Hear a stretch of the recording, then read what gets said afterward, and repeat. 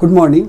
ये हमारा दूसरा लेक्चर है related with AERB safe disposal of radioactive waste rules 1987 पे, राइट। सो दूसरा नेक्स्ट MCQ है इससे रिलेटेड, what is required for decommissioning or disclosure of radioactive waste disposal installations।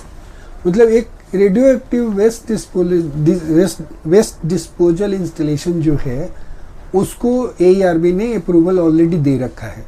अब कोई जो है उसको डीकमीशन करना चाहता है या उसको क्लोज करना चाहता है, वो नहीं काम करना चाहता, उसको बंद कर देना चाहता है, तो क्या रिक्वायरमेंट है, उसके लिए क्या रिक्वायरमेंट है, ये क्वेश्चन पूछा है। और अगेन आपको आंसर जो करना है it is based on AERB safe disposal of radioactive waste rules 1987 के बेस पे, वो जो उन्होंने डॉक्यूमेंट बनाया उसी के बेस पे आंसर करना है, ठीक है।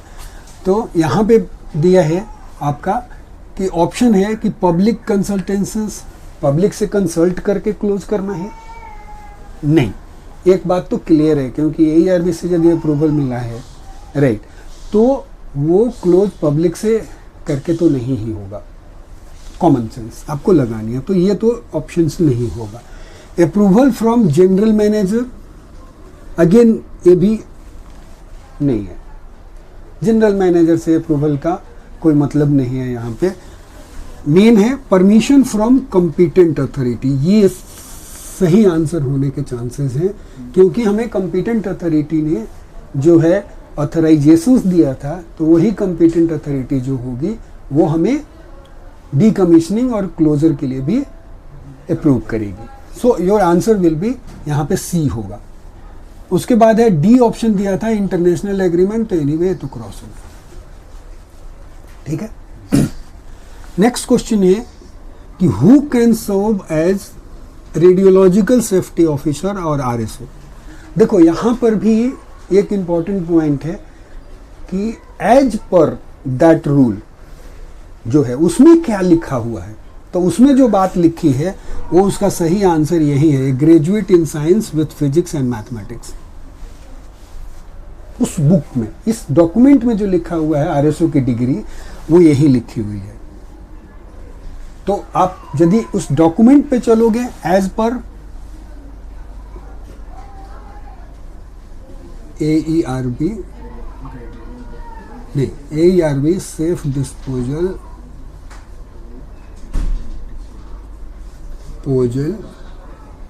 ऑफ रेडियो एक्टिव वेस्ट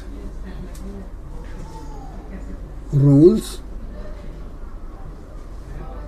1987 के बेस पे ये डॉक्यूमेंट है, उसमें यही उसकी डिग्री लिखी हुई है, तो इसका आंसर यही सही होगा। बाकी आंसर जो है वो सारे गलत हो जाएंगे। A graduate in any field नहीं, a person with degree in economics नहीं, राइट, और a technician with no formal education नहीं, this is not the correct, ठीक है। नेक्स्ट क्वेश्चन है कि what is the duty of RSO। RSO की ड्यूटी क्या है in the event of an accidental release of radioactive material. मान लो accidentally radioactive waste handle हो रहा है, वो कहीं रिलीज हो गया, तो उस केस में, उस इवेंट में RSO का क्या रोल है, वो रोल उसमें डिफाइन किया है डॉक्यूमेंट में, ठीक है। So it says notify the local media, no, ठीक है।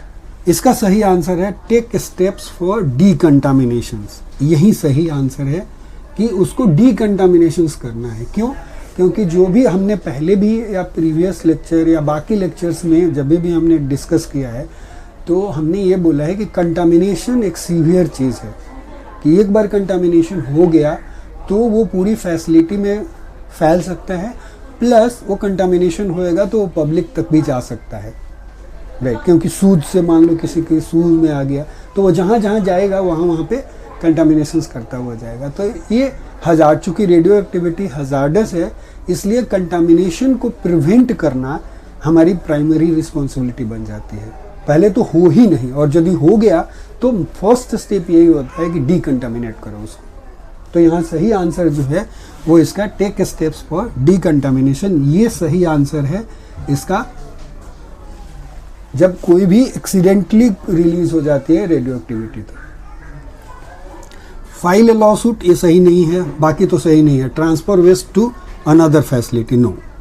पहला स्टेप्स उसको वही करना है, डीकंटामिनेशन का काम करना है। नेक्स्ट क्वेश्चन है कि how often waste disposal reports to be submitted to the competent authority.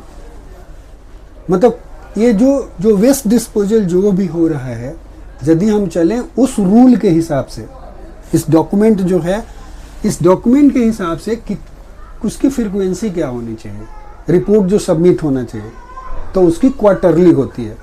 तो क्वार्टरली होगी तो एवरी 3 मंथ्स आएगा आंसर, ये सही है। वो क्वार्टरली रिपोर्ट सबमिट होता है। जैसे हम साइक्लोट्रॉन में भी जब काम करते हैं तो साइक्लोट्रॉन का भी रिपोर्ट जो है वो क्वार्टरली ही सबमिट होता है अभी भी, राइट। तो इस रूल में यही लिखा हुआ है।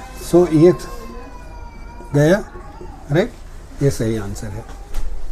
नाउ उसके बाद है नेक्स्ट क्वेश्चन है कि what can competent authority do if an authorized person fails to comply the rules with the rules। जो ये रूल यहाँ पे मेंशन किया हुआ है उसको कंप्लाई नहीं करता कोई, किसी को उन्होंने ऑथराइजेशंस दे दिया लेकिन उस रूल को वो फॉलो नहीं करता, उसको कंप्लाई नहीं करता है, तो उस केस में कॉम्पिटेंट अथॉरिटी क्या कर सकती है, what they can do. Okay, so इसमें सही आंसर जो है एक कैंसिल और सस्पेंड द ऑथराइजेशन से, कैंसिल कर सकते हैं या सस्पेंड कर सकते हैं ऑथराइजेशन को कुछ दिनों के लिए, ठीक है। इम्पोज ए फाइन, सबसे करेक्ट आंसर पहला वाला ही है, ठीक है। Appoint a new authorise person, increase radiation limit, नहीं, ये सभी नहीं, सही आंसर ये वाला है। वो कैंसिल कर सकते हैं या ऑथराइजेशन या सस्पेंड कर सकते हैं। नेक्स्ट क्वेश्चन है कि व्हाट डज फॉर्म 5 जो है refer to in the context of the rule. Form 5 है एक, वो 5 जो है वो क्या बोलता है इस रूल के कॉन्टेक्स्ट में, right.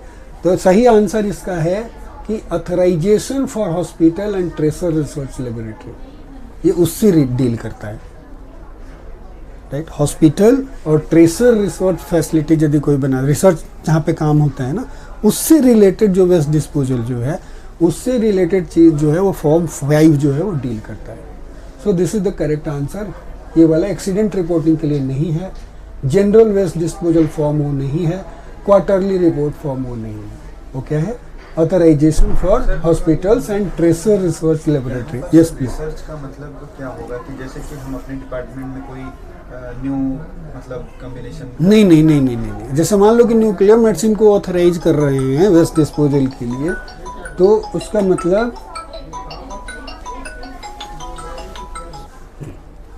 Okay. So next question है कि व्हाट मस्ट बी डन, ठीक है, before any modification to an installation for radioactive waste disposal. यदि मान लो कि रेडियो एक्टिव वेस्ट डिस्पोजल के लिए उन्होंने ऑथराइज किया है, तो आपने ये बताया होगा ना कि भाई हम वेस्ट जो है वो यहाँ रखेंगे, मतलब उन्होंने बोला है ऑलरेडी कि सॉलिड वेस्ट होगा तो कैसे डिस्पोज होगा, उसके लिए क्या क्या तरीके हैं, किस टाइप का वेस्ट है तो कैसे रखना है, उस टाइप से आपने सारी फैसिलिटी बता करके उनसे अप्रूवल लिया है।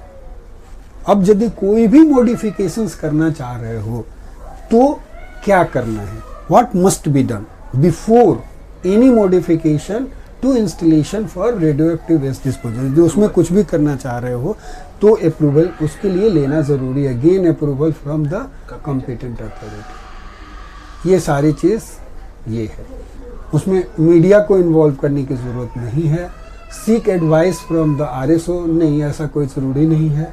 आपको कोई भी एडवाइस देगा तो आपको फॉलो करने की ज़रूरत नहीं है, वो अप्रूवल जो है वो वहाँ से लेकर के ही आपको काम करना है, right, none of the above.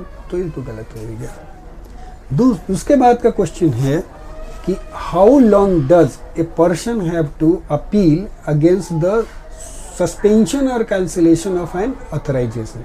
देखो यहाँ पे एक क्वेश्चन था कि what can competent authority do यदि authorize person fails to comply the rules, यदि वो रूल को फॉलो नहीं कर रहा है तो उसने बोला है कि कैंसिल या सस्पेंड कर सकता है। यदि कैंसिलेशन और सस्पेंड हो गया तो क्या अपील कर सकते हो आप?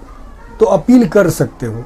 तो कितने दिन के भीतर में अपील करना है ये पूछ रहा है कि how long does a person have to appeal against suspension और कैंसिलेशन ऑफ एन ऑथराइजेशन। जो आपका ऑथराइजेशन जो कैंसिल हो चुका है, सस्पेंड हो चुका है, उसके अगेंस्ट में जो अपील जो करना है वो कितने दिन के भीतर कर सकते हो?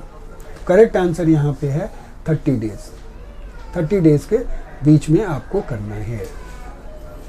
सो ये सही नहीं है, this is not correct, this is not correct. ठीक है, थैंक यू।